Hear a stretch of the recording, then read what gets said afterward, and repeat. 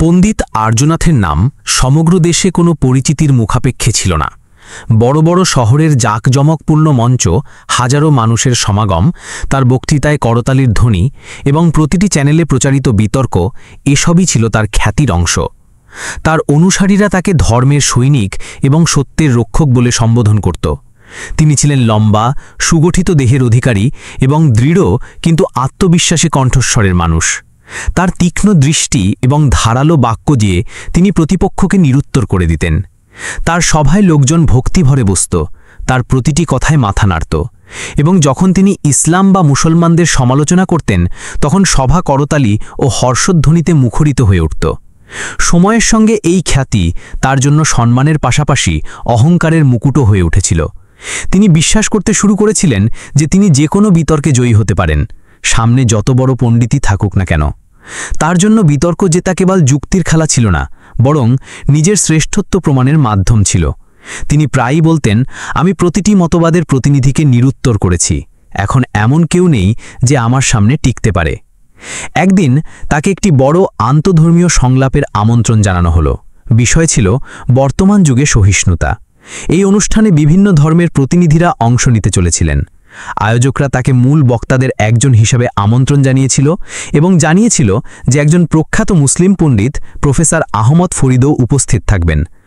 আর্যনাথ মনে মনে হেসে ভাবলেন, এটি ইসলামের দুর্বল দিকগুলো সবার সামনে তুলে ধরার একটি সুযোগ।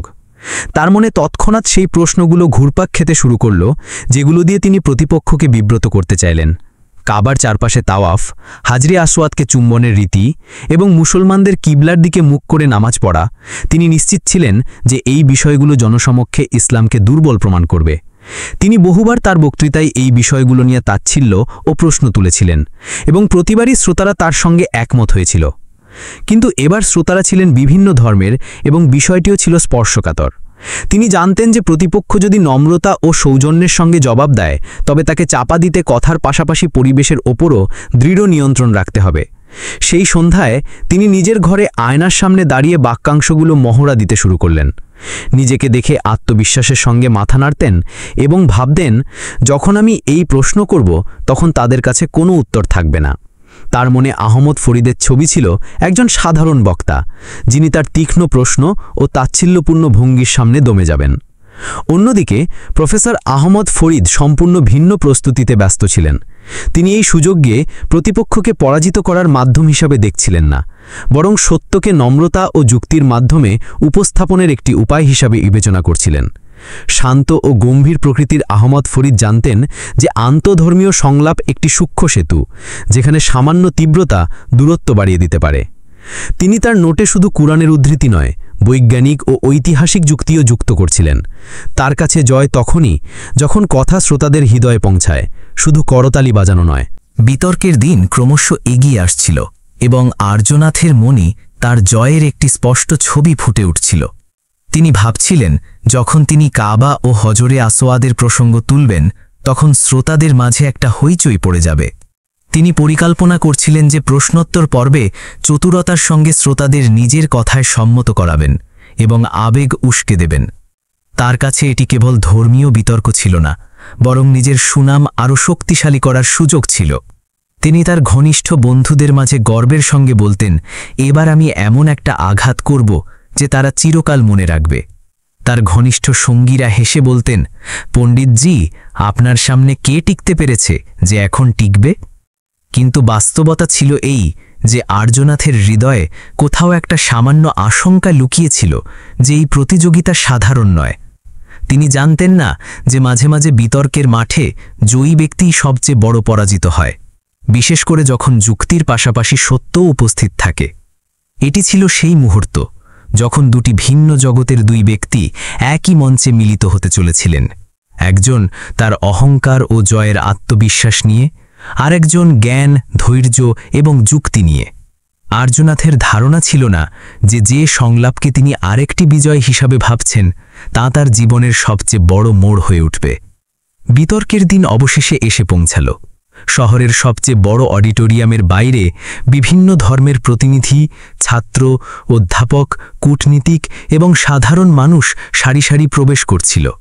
হলের ভেতর আলো মৃদু রাখা হয়েছিল, কিন্তু মঞ্চে মাইক্রোফোন ও পটভূমিতে একটি বড় ব্যানার স্পষ্ট দেখা যাচ্ছিল, যার ওপর লেখা ছিল বর্তমান যুগে সহিষ্ণুতা। প্রথম সারিতে সকল বক্তার জন্য আসন সাজানো ছিল। পণ্ডিত আর্যনাথ সবসময়ের মতো পরিচ্ছন্ন ঐতিহ্যবাহী পোশাক পরে, গলায় ভারী মালা এবং কপালে গাঢ় তিলক সাজিয়ে তার আসনে বসেছিলেন। তিনি বারবার ঘড়ি দেখছিলেন, যেন সময়ের অগ্রগতির সঙ্গে তার আত্মবিশ্বাস আরও বাড়ছিল। তার ডান পাশে বসেছিলেন প্রফেসর আহমদ ফরিদ, সাধারণ সাদা কুর্তা, কালো ব্লেজার এবং মুখে শান্তির একটি আভা নিয়ে। তার হাতে ছিল কয়েকটি নোট এবং একটি কলম, কিন্তু তিনি বেশিরভাগ সময় শ্রোতাদের দিকে তাকিয়েছিলেন, যেন পরিবেশটি বোঝার চেষ্টা করছে। অনুষ্ঠান শুরু হল। প্রথম দুই বক্তা তাদের নিজ নিজ ধর্মের সহিষ্ণুতার গুরুত্ব নিয়ে সংক্ষিপ্ত আলোচনা করলেন। তারপর শ্রোতাদের জন্য প্রশ্নোত্তর পর্ব খোলা হল। কয়েকজন ছাত্র সাধারণ প্রকৃতির প্রশ্ন করলেন, যার উত্তর সকলে নম্রভাবে দিলেন। কিন্তু যখন পণ্ডিত আর্যনাথ হাত তুললেন, হলে একটা নীরবতা ছেয়ে গেল। তার কণ্ঠে একটা বিশেষ স্থিরতা ছিল, কিন্তু চোখে ঝলক এবং কথায় একটা চ্যালেঞ্জের গন্ধ ছিল। আমি একটা সরাসরি প্রশ্ন করতে চাই, তিনি মাইক্রোফোন হাতে নিয়ে বললেন। এটা কি সত্য নয় যে মুসলমানরা একটি পাথর এবং একটি ভবনের পূজা করে? আপনারা কিবলার দিকে মুখ করে সিজদা করেন, কাবার চারপাশে ঘোরেন এবং হজরে আসওয়াদকে চুম্বন করেন। এসব কিসের প্রতীক? শ্রোতাদের মাঝে হালকা গুঞ্জন শুরু হলো। কেউ কেউ অস্বস্তিতে পাশ ফিরলেন, কেউ কেউ একে অপরের দিকে তাৎপর্যপূর্ণ দৃষ্টি নিক্ষেপ করলেন। প্রফেসর আহমদ মাইক্রোফোন হাতে নিলেন এবং মুখে হালকা হাসি নিয়ে বললেন, ধন্যবাদ পণ্ডিতজি। এই প্রশ্ন অনেকেই করেন এবং এর উত্তর দেওয়া জরুরি। তিনি ধীর এবং স্পষ্ট কণ্ঠে বললেন, আমরা শুধু এক আল্লাহর ইবাদত করি। কাবা বা হাজরে আসওয়াদ আমাদের ইবাদতের কেন্দ্র নয়, বরং দিক নির্ধারণের জন্য একটি প্রতীকী চিহ্ন। যখন বিশ্বের প্রতিটি কোণে মুসলমানরা একই দিকে মুখ করে সিজদা করে, তখন এটি ঐক্যের প্রতীক, কোনো ভবনের পূজা নয়। আহমদ আরও ব্যাখ্যা করলেন, হজরে আসওয়াদ তাওয়াফের শুরুর চিহ্ন। আমাদের নবী তাকে চুম্বন করেছিলেন, কিন্তু কখনো বলেননি যে এতে কোনো ঐশ্বরিক শক্তি আছে। হজরত উমর রাদিয়াল্লাহু তাআলা আনহু নিজের সামনে বলেছিলেন, তুমি শুধু একটি পাথর, তুমি ক্ষতি বা উপকার কিছুই করতে পারো না। পণ্ডিত আর্যনাথ দ্রুত বাধা দিয়ে বললেন, এসব তাত্ত্বিক কথা। বাস্তবে তো মানুষ পাথর ছুঁয়ে কাঁদে, আবেগপ্রবণ হয়। এটি পূজা না হলে কি? প্রফেসর আহমদ শান্তভাবে উত্তর দিলেন, হৃদয় যেদিকে থাকে সত্য তখনই চেনা যায়। সম্মান আর পূজার মধ্যে পার্থক্য আছে। যেমন কেউ নিজের জাতীয় পতাকাকে সালাম করে, তখন সে কাপড়ের পূজা করে না, বরং তার পেছনের আদর্শ এবং ইতিহাসের প্রতি সম্মান প্রকাশ করে। শ্রোতাদের মাঝে কিছু মুখে চিন্তার রেখা ফুটে উঠল। কিছু ছাত্র তাদের ফোনে নোট নিতে শুরু করল। আহমদের নম্রতা এবং উদাহরণের সরলতা পরিবেশকে শান্ত করে দিয়েছিল। কিন্তু আর্যনাথের হৃদয়ে এটি একটি আঘাতের মতো লাগল। তিনি জানতেন যে এই উত্তর সাধারণ মানুষকে সন্তুষ্ট করতে পারে, কিন্তু তার অহংকার এখনও হার মানেনি। তিনি আবার মাইক্রোফোন হাতে নিয়ে বললেন, ঠিক আছে, কিন্তু যখন আপনারা লাখ লাখ মানুষকে একটি পাথরের চারপাশে ঘুরতে দেখেন, তখন বিশ্বের কাছে কি বার্তা যায়? আহম্মদ উত্তর দিলেন, বিশ্বের কাছে এই বার্তা যায় যে আমরা এক আল্লাহর বান্দা এবং তার আনুগত্যে সবাই সমান। এটি আমাদের মনে করিয়ে দেয় যে প্রকৃত উপাস্য একমাত্র আল্লাহ এবং আমরা সবাই তার সামনে নত। হলে নীরবতা ছেয়ে গেল। করতালি দেওয়া মানুষও এক মুহূর্তের জন্য থেমে গেলেন, যেন ভাবছেন এই কথা তাদের হৃদয়ে প্রবেশ করেছে কিনা। আর্যনাথ চেয়ারে হেলান দিয়ে বসলেন, কিন্তু তিনি সিদ্ধান্ত নিয়েছিলেন যে পরের বার এই সংলাপ এখানে শেষ হবে না। তার মনে বারবার একটি কথাই প্রতিধ্বনিত হচ্ছিল, এই বিতর্ক এখনও শেষ হয়নি। মুখে কৃত্রিম হাসি ছিল, কিন্তু হৃদয়ে লজ্জার ছায়া। শ্রোতাদের দৃষ্টি এখন আহম্মদ ফরিদের দিকে বেশি কেন্দ্রীভূত ছিল, আর এটি আর্যনাথের জন্য একটি নতুন অনুভূতি ছিল। তিনি কথোপকথনের মোড় ঘোরানোর কথা ভাবলেন। মাইক্রোফোন হাতে নিয়ে বললেন, আপনি সম্মান ও পূজার পার্থক্যের কথা বললেন, কিন্তু ইতিহাসে দেখা গেছে যে প্রতীকগুলো ধীরে ধীরে ঈশ্বরে পরিণত হয়। এটা কি ঝুঁকি নয় যে কাবা বা হাজরে আসওয়াদও সেই অবস্থা গ্রহণ করবে? আহম্মদ গভীর নিঃশ্বাস নিয়ে বললেন, যখন নীতি স্পষ্ট থাকে তখন প্রতীক ঈশ্বরে পরিণত হয় না, বরং উদ্দেশ্যে পৌঁছানোর পথ দেখায়। ইসলামে তাওহীদের নীতি এত কঠোর যে কোনো বস্তুকে ঐশ্বরিক মর্যাদা দেওয়া সবচেয়ে বড় পাপ, তাই এই ঝুঁকি তৈরিই হয় না। তারপর তিনি ইতিহাসের উদাহরণ দিলেন। হজরত ইব্রাহিম আলাইহের সময় থেকে কাবা একটি ইবাদতের স্থান, কিন্তু উদ্দেশ্য সবসময় ছিল আল্লাহর ইবাদত। এমনকি কাবা ধ্বংস হয়ে গেলেও মুসলমানরা সেই দিকে মুখ করে নামাজ পড়বে, কারণ উপাস্য কোনো ভবন নয়, বরং আল্লাহ। অর্জনাথ কিছুক্ষণ নীরব রইলেন, তারপর বললেন, যখন লাখ লাখ মানুষ একটি ভবনের চারপাশে ঘোরে, তখন এটা কি সেই স্থানকে পবিত্র মানার মতো নয়? আহম্মদ হেসে বললেন, এই দৃশ্য দেখায় যে লাখ লাখ মানুষ, যারা জাতি, ভাষা, রং ও সম্প্রদায় ভিন্ন, তারা এক আল্লাহর সামনে সমানভাবে দাঁড়িয়ে আছে। কেউ শ্রেষ্ঠ বা নিকৃষ্ট নয়। এটি ঐক্যের একটি ব্যবহারিক চিত্র। আহম্মদের কণ্ঠে শান্তি ও যুক্তি ছিল। শ্রোতাদের মধ্যে কেউ কেউ মাথা নাড়ছিলেন। এমনকি অমুসলিমরাও অনুভব করছিলেন যে এই সংলাপ অভিযোগের দিকে নয়, বরং ব্যাখ্যার দিকে এগোচ্ছে। অর্জনাথ নিজের অবস্থান দুর্বল হতে দেখে ইতিহাস ও সম্প্রদায় নিয়ে প্রশ্ন তুলতে শুরু করলেন। কিন্তু আহম্মদ প্রতিটি প্রশ্নের উত্তর জ্ঞান, সততা এবং উদাহরণ দিয়ে দিলেন। একটি মুহূর্তে হলে সম্পূর্ণ নীরবতা ছেয়ে গেল, যখন আহম্মদ বললেন, ধর্মের আসল পরীক্ষা এই যে আমরা সত্যকে চিনি, যদিও তা আমাদের দৃষ্টিভঙ্গির বিপরীত হয়। এই কথা অর্জনাথের হৃদয়ে আঘাত করল, কিন্তু তিনি বললেন, এটা কেবল কথার জাদু, আসলে আমিই জিতব। কিন্তু শ্রোতাদের প্রতিক্রিয়া অন্য কিছু বলছিল। সভা শেষ হলো, করতালির শব্দ উঠল, কিন্তু অর্জনাথ জানতেন যে তার জয় অসম্পূর্ণ। বাইরে যাওয়ার সময় তিনি ভাবলেন, পরের বার এমন আঘাত করব যে এই যুক্তিগুলো ছত্রভঙ্গ হয়ে যাবে।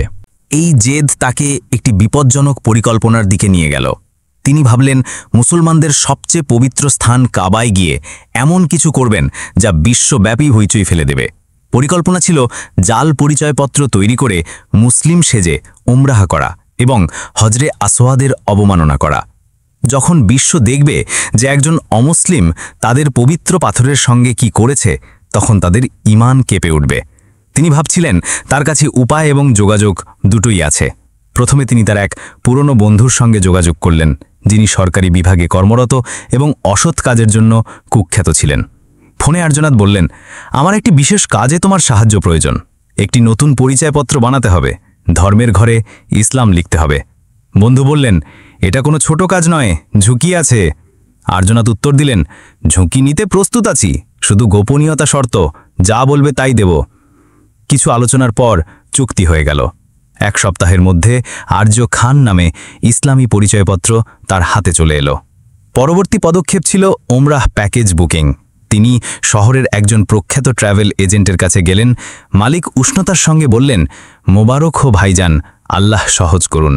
অর্জনাথ হেসে বললেন, জি, অনেক দিন ধরে মনে ছিল।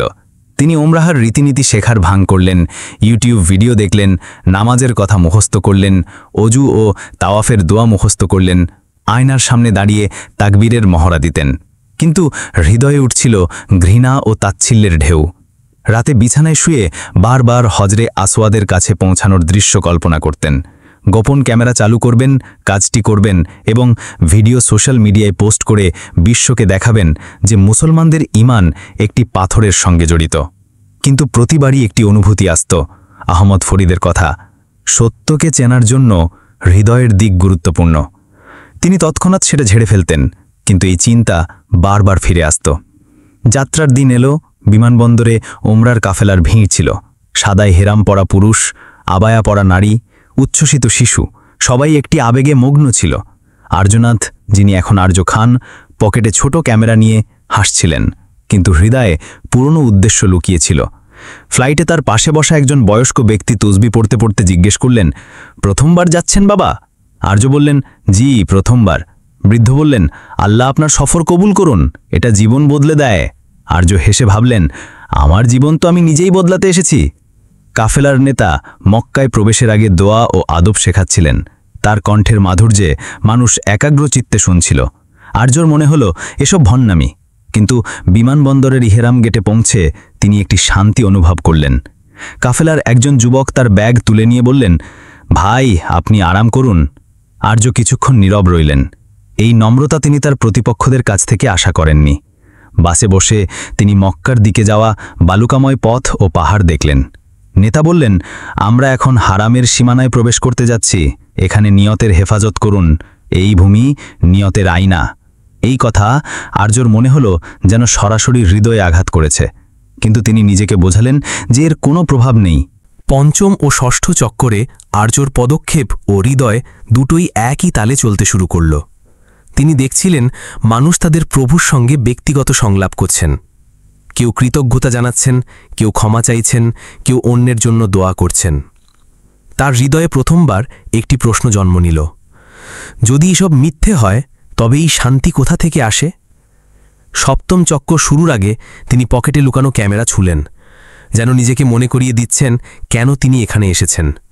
কিন্তু সেই মুহূর্তে তার আঙুলে এক অদ্ভুত দুর্বলতা ছিল, যেন ভেতরে কোনো নরম হাত তাকে ধরে থামিয়ে বলছে, এখন নয়, আগে দেখো সত্য কি। সপ্তম চক্র শেষ হওয়ার পর তিনি গভীর নিঃশ্বাস নিলেন। হৃদয়ে এক অস্বাভাবিক আলোড়ন ছিল। এটি কোনো সাফল্যের নয়, বরং কোনো আসন্ন মুহূর্তের, যার সম্পর্কে তিনি নিজেও জানতেন না। তিনি জানতেন এখন কাফেলা হজরে আসবাদের দিকে এগোবে, এবং এটিই সেই মুহূর্ত যার জন্য তিনি মাসের পর মাস পরিকল্পনা করেছেন। কিন্তু এখন তার হৃদয়ের অবস্থা অন্য কিছু বলছিল। আর্যনাথ নিজেকে বললেন, আমি এখনও সেই কাজটি করব যা করার ইচ্ছা নিয়ে এসেছি। এসব ক্ষণিকের অনুভূতি শেষ হয়ে যাবে, কিন্তু তিনি জানতেন না যে পরবর্তী মুহূর্ত তার ভেতরে সব দেয়াল ভেঙে দেবে। সপ্তম চক্র শেষ হওয়ার পর কাফেলা ধীরে ধীরে হজরে আসবাদের দিকে এগোল। ভিড়ের প্রবাহের সঙ্গে আর্যনাথও এগিয়ে যাচ্ছিলেন। তার মনে বারবার সেই পরিকল্পনা ঘুরপাক খাচ্ছিল যা তিনি কয়েক সপ্তাহ আগে তৈরি করেছিলেন। পকেটে লুকানো ছোট ক্যামেরা চালু করা এবং হজরে আসবাদের সামনে এমন কিছু করা যা বিশ্বব্যাপী ইসলামের অপমানের কারণ হয়ে উঠবে। তিনি নিজেকে মনে করিয়ে দিচ্ছিলেন, এটিই সেই মুহূর্ত যার জন্য আমি এসেছি। ভিড় ঘন ছিল, কিন্তু শান্ত। মানুষ একে অপরকে পথ দিচ্ছিল। কেউ পড়ে গেলে পাশের জন তৎক্ষণাৎ সাহায্য করছিল। আর্যর প্রত্যাশা ছিল যে এখানে তীব্র ধাক্কাধাক্কি হবে, কিন্তু সবকিছু সুশৃঙ্খলভাবেই চলছিল। তিনি অবাক হলেন যে এত আবেগপ্রবণ পরিবেশেও মানুষ একে অপরের সম্মান ও সীমার প্রতি এত যত্নশীল।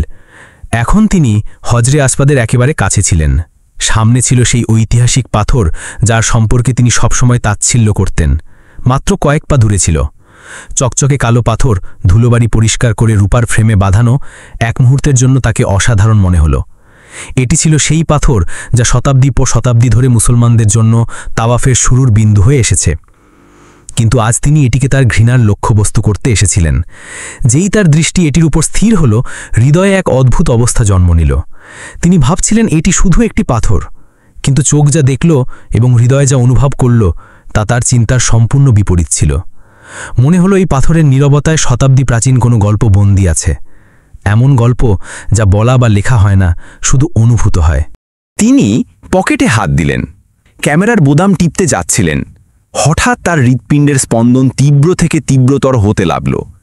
তার কানে চারপাশের মানুষ বারবার একটি নাড়া পুনরাবৃত্তি করছিল, লা ইলাহা ইল্লাল্লাহ। এই কথাগুলো তরঙ্গের মতো পরিবেশে প্রতিধ্বনিত হচ্ছিল, এবং আর্য অনুভব করলেন যে এটি কেবল কথা নয়, বরং একটি জীবন্ত সত্য যা তার হৃদয়ের গভীরতম স্তরকে স্পর্শ করছে। তার হাত কাঁপতে শুরু করল। ক্যামেরা পকেটেই রয়ে গেল। চোখে অশ্রু ভরে এলো, এমন অশ্রু যা দুর্বলতা বা দুঃখ থেকে আসেনি, বরং একটি নম্রতা থেকে, যার সঙ্গে তিনি কখনো পরিচিত ছিলেন না।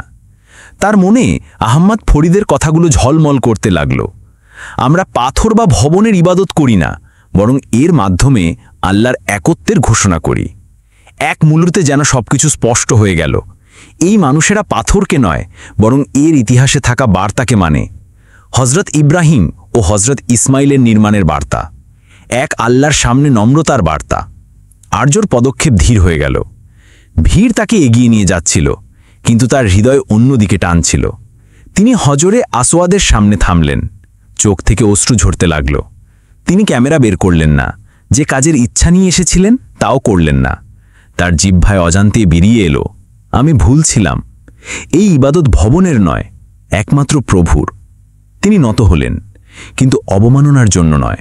সম্মান ও অনুতাপের সঙ্গে তার হৃদয়ে ক্ষমার একটি তীব্র অনুভূতি জায়গা করে নিল। এটি ছিল সেই মুহূর্ত যখন তার ভেতরের অহংকার, জেদ ও ঘৃণা ভেঙে চুরমার হয়ে গেল। কাছেই কাফেলার নেতা, যিনি তাকে আগে থেকেই লক্ষ্য করছিলেন, এগিয়ে এসে আলতোভাবে তার কাঁধে হাত রাখলেন। ভাই, শরীর ঠিক আছে তো? তিনি মাথা তুলে উত্তর দিলেন, আমি ঠিক আছি, বরং হয়তো জীবনে প্রথমবার সত্যিই ঠিক আছি। এই মুহূর্তটি তার জীবনের সবচেয়ে বড় মোড় ছিল, যে ব্যক্তি মক্কায় ঘৃণা নিয়ে এসেছিলেন তিনি এখন এমন এক শান্তিময় অবস্থায় ডুবে গিয়েছিলেন যার বর্ণনা সম্ভব নয়। তার পরিকল্পনার মৃত্যু সেখানেই হয়েছিল এবং তার হৃদয়ে একটি নতুন সফর শুরু হয়েছিল, জানার ও কবুল করার সফর। হজরে আসওয়াদের সামনে চোখ থেকে ঝরা অশ্রু এখনও থামেনি। কাফেলার নেতা আলতোভাবে আর্যনাথের কাঁধে হাত রেখে বললেন, ভাই, শরীর ঠিক আছে তো? আপনার মুখে গভীর ক্লান্তি আর কিছু একটা দেখা যাচ্ছে। আর্য গভীর নিঃশ্বাস নিলেন। তার হৃদয় চাইছিল সবকিছু ভেতরে চাপা দিয়ে নীরব থাকতে, কিন্তু হৃদয়ের বোঝা আর সহ্য করা যাচ্ছিল না। কাঁপা কণ্ঠে তিনি বললেন, আমি আসলে আর্য খান নই, আমার নাম আর্যনাথ। আমি একজন হিন্দু ধর্মীয় বক্তা। নেতার চোখে এক মুহূর্তের জন্য বিস্ময়ের ঝলক এলো, কিন্তু মুখে শান্তি বজায় রইল। আর্য কথা চালিয়ে গেলেন, আমি এখানে ভালো উদ্দেশ্য নিয়ে আসিনি। আমি জাল পরিচয়পত্র বানিয়েছিলাম শুধু মক্কায় প্রবেশ করতে এবং হজরে আসওয়াদের অবমাননা করতে। আমি চেয়েছিলাম এটি ক্যামেরায় ধরা পড়ুক, বিশ্বব্যাপী ছড়িয়ে পড়ুক এবং মানুষ বিশ্বাস করুক যে এটি শুধু একটি পাথরের পূজা। এই কথাগুলো বলে আর্যর কাঁধ ঝুঁকে গেল, যেন বছরের পর বছর ধরে একটি বোঝা তার উপর ছিল এবং এখন প্রথমবার তিনি কারো সামনে স্বীকার করছেন। কিন্তু তার কণ্ঠ রুদ্ধ হয়ে গেল। যেই আমি এখানে এলাম, কিছু একটা বদলাতে শুরু করল। তাওয়াফের সময়ে যে শান্তি অনুভব করলাম তা আমার হৃদয়ের সবচেয়ে কঠিন অংশেও প্রবেশ করল। আর যখন আমি হজরে আসওয়াদের কাছে পৌঁছালাম, তখন অনুভব করলাম যে এটি পাথরের জন্য নয়, বরং এক আল্লাহর জন্য, যিনি সবাইকে সমান করেন। আমি ভুল ছিলাম, খুবই ভুল। নেতা কিছুক্ষণ নীরব রইলেন, তারপর ধীরে বললেন, মানুষের সবচেয়ে বড় সাফল্য এই নয় যে সে কখনো পড়ে না, বরং এই যে পড়ার পর উঠতে জানে। তোমার নিয়ত ভুল ছিল, কিন্তু তোমার হৃদয় এখানে এসে বদলে গেছে। এটি আল্লাহর পক্ষ থেকে একটি সুযোগ সত্যকে কবুল করার। আর্যর চোখ থেকে অশ্রু ঝরতে লাগল। তিনি মাটির দিকে তাকিয়ে বললেন, আমি ক্ষমা চাই, এই ভূমি থেকে, এই মানুষদের থেকে এবং সেই আল্লাহর কাছে যাকে আমি সবসময় অস্বীকার করেছি। আমি এই ঈমানকে সততার সঙ্গে কবুল করতে চাই, কোনো জেদ বা অহংকার ছাড়া। নেতার মুখে আনন্দ ও নম্রতার মিশ্র প্রতিক্রিয়া ফুটে উঠল। যদি এটি তোমার খাঁটি উদ্দেশ্য হয়, তবে এই পবিত্র স্থানেই তুমি একটি নতুন জীবন শুরু করতে পারো। তিনি আর্যকে ভিড় থেকে কিছুটা দূরে নিয়ে গিয়ে একটি শান্ত জায়গায় বসালেন। সেখান থেকে কাবা দৃশ্যমান ছিল, কিন্তু শোরগোল কম ছিল। আর্যর হৃৎপিণ্ডের স্পন্দন তীব্র ছিল, কিন্তু ভয় ছিল না। নেতা বললেন, কালিমা পড়া শুধু কথা বলা নয়, এটি হৃদয়ের ঘোষণা। তুমি তখনই এই কথাগুলো বলবে যখন তুমি হৃদয় থেকে এগুলো মানবে। আর্য মাথা নাড়লেন। কাঁপা কণ্ঠে তিনি কালিমা তাওহিদ পড়লেন, এবং যেই কথাগুলো শেষ হল, তার মুখে এমন এক শান্তি নেমে এলো যা তিনি জীবনে কখনো অনুভব করেননি। মনে হলো যেন বছরের পর বছর ধরে হৃদয়ে বাঁধা শিকল ভেঙে গেছে এবং তিনি মুক্ত হয়েছেন। নেতা হেসে বললেন, এখন তুমি একটা নতুন সফরে আছো। মনে রাখো, এটি শুধু শুরু।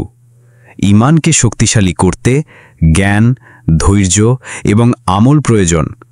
আর্য মাথা নত করে বললেন, আমি সবকিছু শিখতে চাই যা আমি ইচ্ছাকৃতভাবে উপেক্ষা করেছিলাম। কিছুক্ষণ দুজনে নীরবে বসে রইলেন। আর্যর হৃদয় হালকা হয়েছিল, কিন্তু তার মধ্যে একটি দৃঢ় সংকল্প ছিল। তিনি জানতেন ফিরে গিয়ে তাকে তার পুরনো জীবনের মানুষদের মুখোমুখি হতে হবে, যে মানুষেরা তার কথায় করতালি দিত, তাকে নায়ক মনে করত। কিন্তু এখন তার কাছে একটি নতুন উদ্দেশ্য ছিল, ঘৃণার পরিবর্তে সত্যকে ছড়িয়ে দেওয়া। যখন তিনি আবার ভিড়ে মিশলেন, কাফেলার কিছু মানুষ তাকে দেখে হাসলেন। তারা জানত না যে কিছুক্ষণ আগে একজন মানুষের পুরো জীবনের দিক বদলে গেছে। আর্যর পদক্ষেপ হালকা হয়ে গিয়েছিল।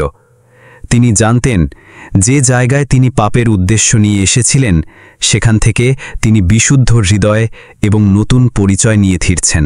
কালিমা পড়ার পরও আর্যনাথ, যিনি এখন তার হৃদয়ে একটি নতুন ব্যক্তিত্বে রূপান্তরিত হয়েছিলেন, মসজিদুল হারামের প্রাঙ্গণে কিছুক্ষণ নীরবে বসে রইলেন। চারপাশে মানুষ তাদের নিজ নিজ ইবাদতে মগ্ন ছিল, কিন্তু তার মনে হচ্ছিল যেন পৃথিবীর শোরগোল থেমে গেছে। হৃদয়ে একটি হালকা কম্পন ছিল, যা ভয়ের নয়, বরং এক অদ্ভুত জাগরণের প্রতীক ছিল। তিনি বারবার নিজেকে প্রশ্ন করছিলেন, এসব কি সত্যি ঘটল? আমি কি আমার জীবনের সবচেয়ে বড় পদক্ষেপ নিয়ে ফেললাম? এবং প্রতিবার উত্তর এক গভীর শান্তির রূপে আসছিল। কাফেলার নেতা তাকে স্নেহের সঙ্গে বললেন, এখন তুমি শুধু ঈমান আনার মধ্যে থেমে থাকবে না, ঈমানকে বুঝতে এবং তা আমল করতে হবে। এই কথা আর্যকে ভাবিয়ে তুলল। তিনি জানতেন ঈমান কেবল হৃদয়ের বিষয় নয়, এটি জীবনের প্রতিটি কাজে প্রতিফলিত হওয়া উচিত।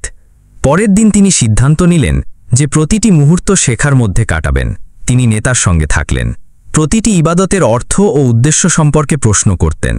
তাওয়াফের সময় তিনি জানলেন এটি একটি প্রতীক যে জীবনের প্রতিটি বৃত্ত আল্লাহর চারপাশে ঘুরতে হবে, যেমন গ্রহগুলো সূর্যের চারপাশে ঘোরে। সাইয়ের সময় তিনি জানলেন এটি হজরত হাজেরার ত্যাগ ও ধৈর্যের স্মৃতি, এবং সাফা ও মারওয়ার মাঝে দৌড়ানো একটি শিক্ষা যে কখনো আশা ছাড়তে নেই, যত কঠিন পরিস্থিতিই হোক। নামাজের সারিতে দাঁড়িয়ে তিনি প্রথমবার অনুভব করলেন যে এখানে সবাই সমান, জাতি, রং, সম্পদ বা ক্ষমতার কোনো পার্থক্য নেই। তার ডান দিকে ছিলেন একজন আফ্রিকান কৃষক এবং বাম দিকে একজন ইউরোপীয় ব্যবসায়ী, কিন্তু সবাই একই সারিতে একই দিকে নত ছিলেন। আর্যর মনে পড়ল তার পুরনো বিশ্বাসে তিনি প্রায়ই শ্রেষ্ঠত্বের অনুভূতি নিয়ে বসতেন, কিন্তু এখানে সবার কাঁধ সমান ছিল। রাতে হোটেলের ঘরে তিনি কোরআনের তর্জমা খুলে বসলেন। নেতা তাকে কয়েকটি সংক্ষিপ্ত সূরা বুঝিয়ে দিলেন, বিশেষ করে সূরা আল ইখলাস। বলো, তিনি আল্লাহ এক, আল্লাহ অমুখাপেক্ষী, তিনি কাউকে জন্ম দেননি এবং তিনি জন্মগ্রহণ করেননি, এবং তার সমকক্ষ কেউ নেই। আর্য যখন এই তর্জমা পড়লেন তখন তার হৃদয়ে এক অদ্ভুত শান্তি নেমে এলো। এই কথাগুলো ছিল তার মনে বছরের পর বছর ধরে প্রশ্ন হয়ে যা তীক্ষ্ণভাবে বিন্ত, আর আজ তা উত্তরের রূপে তার সামনে ছিল। তিনি ভাবতে লাগলেন তার জীবনে কতবার তিনি ইসলামের বিরুদ্ধে কথা বলে সত্যকে উপেক্ষা করেছেন, শুধু তার জনপ্রিয়তা ও অহংকার হারাতে না চাওয়ার জন্য। এই চিন্তা তার হৃদয়ে একটি তীক্ষ্ণ বেদনা হয়ে নামল, কিন্তু একই সঙ্গে তিনি নিজের সঙ্গে অঙ্গীকার করলেন যে এখন তিনি তার ভুলের প্রায়শ্চিত্ত করবেন। এক সন্ধ্যায় যখন কাফেলা জমজমের কাছে বসে পানি পান করছিল, আর্য নেতাকে বললেন, আমি জানি আমার পুরনো জীবনে অনেক কিছু ছিল যার জন্য আমি লজ্জিত। আমি মানুষকে পথভ্রষ্ট করেছি, ইসলামের চিত্র বিকৃত করেছি। নেতা নম্রভাবে বললেন, যে ব্যক্তি নিজের ভুল স্বীকার করে তার জন্য তৌবার দরজা সবসময় খোলা থাকে। আল্লাহর রহমত তোমার অতীতের পাপগুলোকেও নেকিতে রূপান্তর করতে পারে যদি তুমি সত্যের উপর অটল থাকো। এই কথা শুনে আর্যর হৃদয়ে একটি দৃঢ় সংকল্প জন্ম নিল। তিনি সিদ্ধান্ত নিলেন যে ফিরে গিয়ে তিনি শুধু তার পুরনো বক্তৃতা থেকে তওবা করবেন না, বরং যারা তার কথায় প্রভাবিত হয়ে ইসলাম থেকে দূরে সরে গিয়েছিল তাদের কাছেও সত্য ব্যাখ্যা করবেন। তিনি জানতেন এটা সহজ হবে না। তার পুরানো বন্ধুবৃত্তে লোকেরা তাকে বিশ্বাসঘাতক বলবে, তার উপর অভিযোগ উঠবে যে তিনি সবকিছু খ্যাতির জন্য করেছেন। কিন্তু তার মধ্যে এখন এক নতুন সাহস জন্ম নিয়েছিল। তিনি জানতেন যখন হৃদয় সত্যকে চিনে ফেলে তখন বাকি সব ভয় অপ্রয়োজনীয় হয়ে যায়। মক্কায় কাটানো প্রতিটি দিন তার ঈমানকে আরও মজবুত করছিল। তিনি এখন বুঝতে পেরেছিলেন যে ঈমান কেবল কোনো রীতি বা প্রতীকের সঙ্গে সম্পর্কিত নয়, বরং এটি জীবনের এক নতুন পথ। এটি একটি অভ্যন্তরীণ বিপ্লব যা মানুষের আচরণ, চিন্তাভাবনা এবং উদ্দেশ্যকে বদলে দেয়। এবং এই পরিবর্তন তার মধ্যে শুরু হয়েছিল দৃঢ়তার সঙ্গে, নীরবে কিন্তু অপ্রতিরোধ্যভাবে। উমরার শেষ দিনের সকালে মক্কার পরিবেশ ছিল বিশেষভাবে শান্ত। হালকা ঠান্ডা বাতাস হারামের প্রাঙ্গণে বইছিল, আর সূর্যের নরম রশ্মি কাবার কালো গিলাফের উপর পড়ছিল। আর্যনাথ, যিনি এখন ঈমানের আলো গ্রহণ করেছিলেন, অজু করে নফল নামাজের জন্য সারিতে দাঁড়ালেন। সিজদায় যাওয়ার সময় তার মনে হলো যেন বছরের পর বছর ধরে কাঁধে বহন করা বোঝা নেমে গেছে। এই সেই ব্যক্তি যিনি একদিন অহংকার, জেদ ও ঘৃণা নিয়ে এখানে আসার পরিকল্পনা করেছিলেন, কিন্তু এখন নম্রতা, কৃতজ্ঞতা ও শান্তি নিয়ে ফিরে যাওয়ার প্রস্তুতি নিচ্ছিলেন। নামাজের পর তিনি হারামের এক কোণে বসে তার সফর নিয়ে ভাবতে লাগলেন। তার মনে পড়ল কিভাবে তিনি একটি পরিকল্পনা নিয়ে এখানে এসেছিলেন, কিভাবে হাজরে আসওয়াদের সামনে তার হৃদয় বদলে গেল এবং কিভাবে ঈমান তার ভেতরের কঠোরতাকে গলিয়ে দিল। এসব স্মরণ করতে গিয়ে তার চোখে অশ্রু এলো, কিন্তু এই অশ্রু অনুতাপের নয়, বরং কৃতজ্ঞতার ছিল। কাফেলার নেতা তার কাছে এসে বসলেন। ফিরে গিয়ে তোমার জীবন সহজ হবে না, তিনি গম্ভীরভাবে বললেন। লোকেরা প্রশ্ন করবে, অভিযোগ করবে, তোমাকে প্রতারক বলবে, কিন্তু মনে রাখো, তুমি যে পথ বেছে নিয়েছ তা সত্যের পথ, আর সত্য কখনো সহজ হয় না। আর্য হেসে উত্তর দিলেন, আমি প্রস্তুত। এখন আমি শুধু একটা জিনিস চাই, যা শিখেছি তা সততার সঙ্গে অন্যদের কাছে পৌঁছে দিতে। ফিরতি সফরে আর্য ক্রমাগত ভাবছিলেন কিভাবে তার পুরানো বন্ধুবৃত্তে এসব ব্যাখ্যা করবেন। তিনি জানতেন মিডিয়া তাকে সংবাদের শিরোনাম বানাবে, পুরানো সঙ্গীরা তাকে প্রত্যাখ্যান করবে, এমনকি কেউ কেউ তার সঙ্গে সম্পর্ক ছিন্ন করবে, কিন্তু এই ভয় তাকে আর থামাতে পারছিল না। তিনি সিদ্ধান্ত নিলেন যে তিনি নিজেই তার পুরানো বক্তৃতা ও ভিডিওগুলো জনসমক্ষে প্রত্যাখ্যান করবেন এবং তাতে থাকা ভুল ধারণাগুলো ব্যাখ্যা করবেন। বাড়ি ফিরে প্রথমে তিনি তার ঘনিষ্ঠ সঙ্গীদের ডাকলেন। এরা ছিল তার সেই সঙ্গীরা যারা একদিন তার প্রতিটি বক্তৃতায় করতালি দিত এবং তার কথাকে সত্য মনে করত। আর্য গভীর নিঃশ্বাস নিয়ে বললেন, আমি তোমাদের সবার সামনে একটি সত্য বলতে এসেছি, সেই সত্য যা আমি মক্কায় দেখেছি ও অনুভব করেছি। ঘরে নীরবতা ছেয়ে গেল। তিনি খোলাখুলি বললেন যে তিনি জাল পরিচয় নিয়ে ভুল উদ্দেশ্যে মক্কায় গিয়েছিলেন, কিন্তু সেখানে গিয়ে সত্য তাকে বদলে দিয়েছে। তিনি বললেন, আমি দেখেছি মুসলমানরা পাথর বা ভবনের পূজা করে না, বরং এক আল্লাহর সামনে নম্রতার প্রকাশ করে। আমি তাদের ঐক্য, সমতা ও আন্তরিকতা দেখেছি, যা আমি আমার জীবনে আর কোথাও দেখিনি। কিছু লোকের মুখ ক্রোধে রক্তিম হয়ে উঠল। একজন বললেন, তুমি আমাদের প্রতারণা করছো, এসব নাটক। আর্য শান্তভাবে উত্তর দিলেন, আমি নাটক করতে আসিনি, আমি আমার ভুল স্বীকার করতে এসেছি। তোমরা বিশ্বাস করো বা না করো, আমি মিথ্যার উপর বাঁচতে পারি না। সময় অতিবাহিত হলো, আর আর্য জনসমক্ষে তার ঈমানের সফর বর্ণনা করতে শুরু করলেন। কেউ কেউ তার উপর তাচ্ছিল্য করল, কেউ গালি দিল, কিন্তু অনেকে ছিলেন যারা তার কথা শুনে চিন্তায় মগ্ন হলেন। তিনি আন্তধর্মীয় অনুষ্ঠানে অংশ নিতে শুরু করলেন, কিন্তু এখন তার উদ্দেশ্য ছিল জয় নয়, বরং বোঝানো। তিনি বলতেন, সত্যের সবচেয়ে বড় অস্ত্র হলো যুক্তি, আর যুক্তির সবচেয়ে বড় সহায় হলো নম্রতা ও নৈতিকতা। আর্যনাথের নাম ধীরে ধীরে আর্য মোহাম্মদে পরিবর্তিত হলো। তিনি বললেন, এই নাম আমার নতুন সফরের কথা মনে করিয়ে দেয়, কিন্তু আসল পরিবর্তন আমার আচরণে।